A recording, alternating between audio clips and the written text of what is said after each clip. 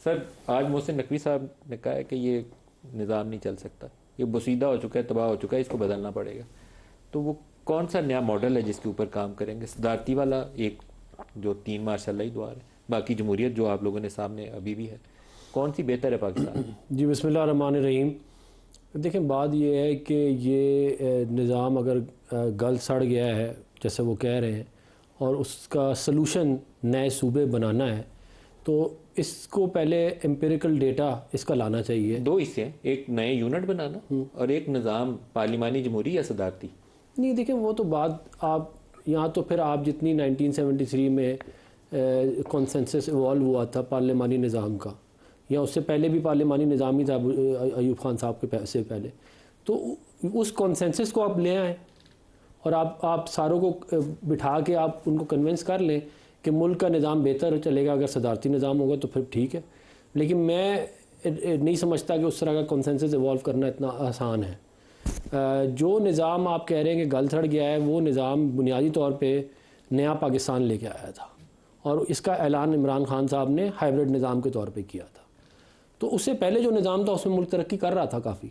अगर आप GDP growth rate देखें, हमारा जीडीपी का साइज़ देखें, अगर हमारी डेमोक्रेटिक वैल्यूज़ देखें, ओवरऑल सोशल फैब्रिक को अगर आप देखें तो हम जो है वो 2018 ऑनवर्ड हम नीचे स्लाइड कर गए और उसकी बुनियादी वजह जो है वो ये जो निज़ाम लाया गया था वो आप कह सकते हैं।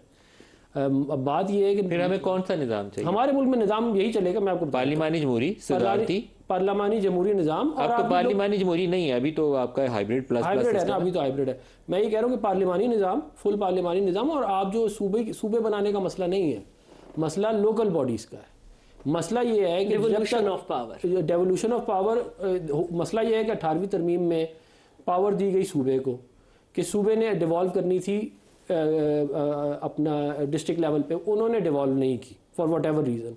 ना एडमिनिस्ट्रेटिव पावर डिवॉल्व हुई, ना उनके कॉन्स्टिट्यूशनल उनका टेन्योर प्रोटेक्ट हुआ, ना उनको फाइनेंशियल ऑटोनॉमी मिली, ना उनको पैसे मिले। मतलब आप ये बात देखें कि जो बंदा इलेक्ट होता है, देखिए ना, काउंसलर इलेक्ट होता है, उसके पास 1% पावर नहीं है जो एसी और डीसी के पास होती है। 1% नहीं है।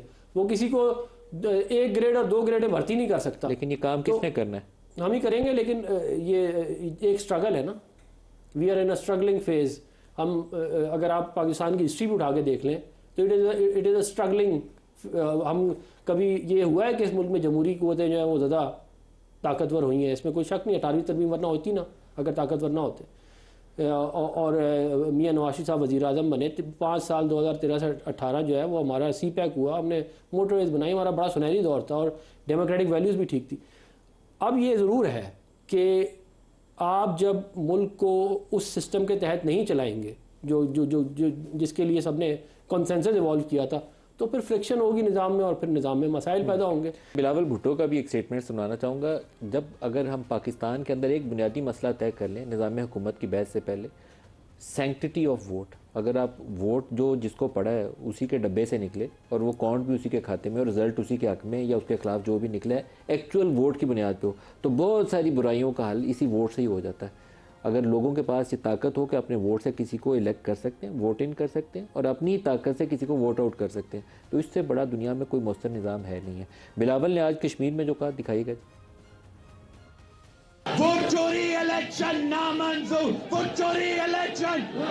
तूने चोरी की, तूने डाका मारा, तो फिर क्या लिख लो, गारंटी मेरा ले लो, तेरा वफाकी हुकूमत का उल्टी गिनती तब से शुरू हो जाएगा। आप ये ना समझे कि हम आपको ये करने देंगे। धांधली करो तो आपका खैर भी नहीं होगा। शैला बीबी, असूल तो यही होना चाहिए कि पहले वोट का हक जो है उसको ही तस्लीम कर लिया जाए। देखिए, जब हम बात करते हैं कि हमारी पार्टी या पॉलिटिकल पार्टी जो ट्रू है वो मुस्तकिल जद्दोजहद में, वो इसी में है, ठीक है। और मेरी पार्टी का जो मंशूर है इस्लाम हमारा दीन के बाद सबसे पहली बात यही है कि ताकत का सरचश्मा अवाम है।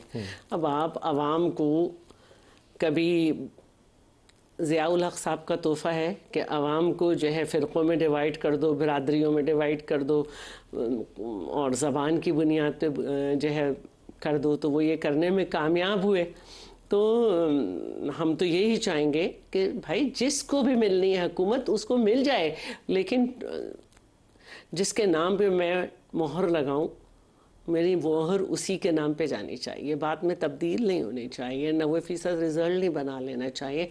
और देखिए एक बात और भी है, वो रेफरेंडम जो कराते थे तो वो जिसमें कोई भी बाहर नहीं निकलता था 98% ले लेते थे, जिनको कोई भी वोट नहीं मिलता था अपने साथ में ला के उन्हें लेके चलते थे, जो जमहूरी हुकूमतों से हारते थे। और जब जमहूरियत आती थी तो इतनी फ्रेजाइल होती थी कि उसमें अपने लोग देते थे, जैसे मैंने बीबी साहिबा की हुकूमत का बताया, और फिर उसको 20 महीने के बाद गिरा देते थे। आहिस्ता आहिस्ता पॉलिटिकल पार्टीज़ जो हैं उनमें शऊर आ गया।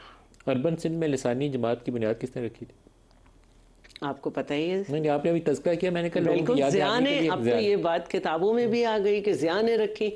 अब जो सीधी बात है वो, अच्छा अरबन सिंधी की बात आप कर रहे हैं ना,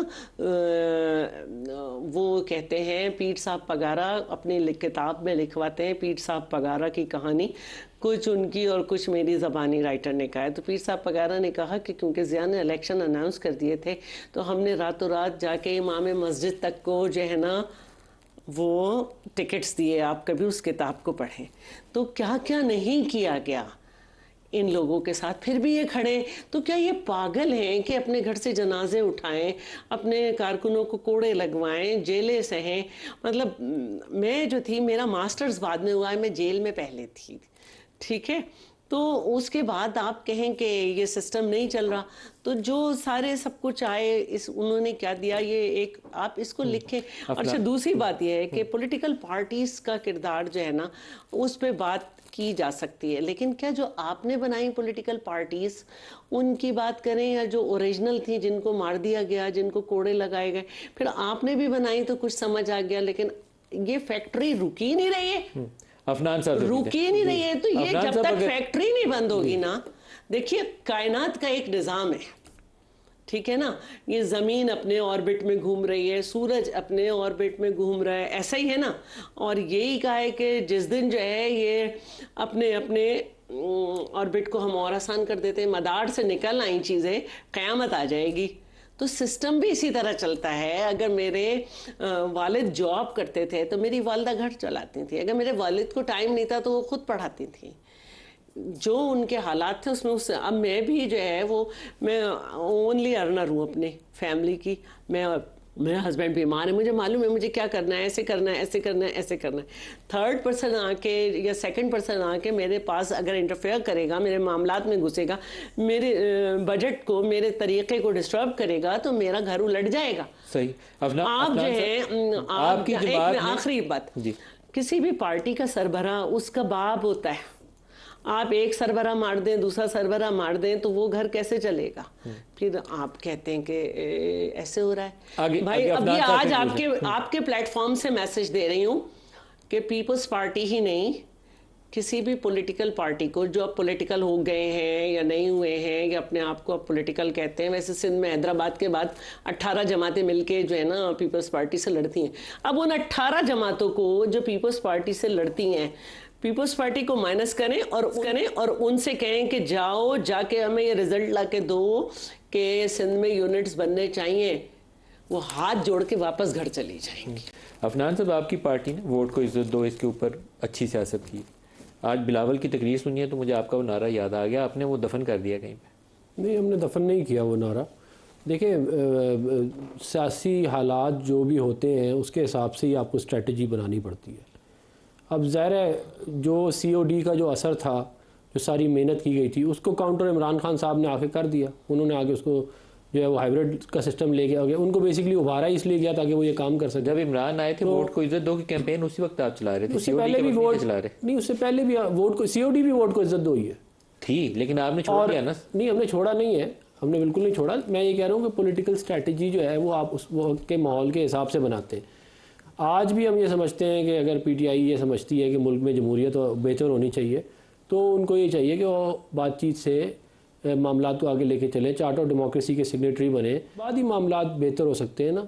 अगर आप जो है वो ये कहेंगे आपके लीडर के जी मैंने एस्टेब्लिशमेंट से बात करनी है, तो फिर उसके इम्प्लीकेशंस हैं। आप सोचते हैं कि अभी issue PMLN versus PTI, I think it's far bigger than that, वो आपका इशू शायद छोटा रह गया। नहीं, मैं ये कह रहा हूँ कि आप उस स्ट्रेटजी को देखें ना कि क्या थी। अभी आप उतने रेलिवेंट हैं कि आप सिस्टम को चला सकते हैं, ये ज़्यादा इंपॉर्टेंट क्वेश्चन। नहीं, हम बिल्कुल रेलेवेंट हैं, हम पाकिस्तान की सबसे बड़ी पॉलिटिकल पार्टी हैं और मतलब कि हम ही कर सकते हैं, हमने ही माजी में किया है, क्योंकि आगे भी हम ही की करेंगे। तकरीर से मुझे लगा नहीं कि यू आर दैट रेलिवेंट। वो तो उन्होंने प्राइम मिनिस्टर को नाम लेके कहा कि 13-14 घंटे भी काम करते हैं लेकिन इससे निज़ाम नहीं ठीक हो रहा, फायर फाइटिंग कर रहे हैं।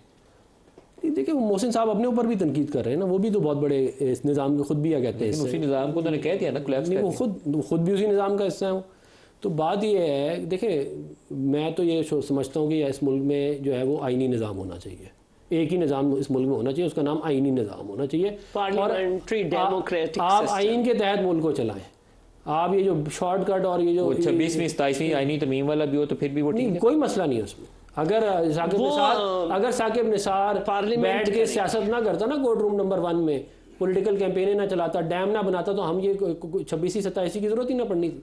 ये तो आपने खुद उसको, जब आप एक पॉलिटिकल पार्टी की पॉलिटिकल कैंपेन चलाएंगे कोर्ट रूम नंबर 1 से, और फायज ईसा साहब और आप गुड टू सी यू करेंगे। फायज ईसा साहब ने तो देखें, फायज ईसा साहब ने मुशर्रफ की जो सजा थी उसको क्या कहते हैं पूरा किया। ये फायज ईसा साहब की बहुत और एक पूरी पॉलिटिकल पार्टी को इलेक्शन से बाहर कर दिया, ये भी उन्होंने किया। वो तो उन्होंने कानून किसने बनाया था? वो देखिए, कानून पीटीआई ने बनाया। मेरी गुजारिश सुन ले, कानून पीटीआई ने बनाया। अच्छा, और उन्होंने हमारे लिए बनाया था। चेयरमैन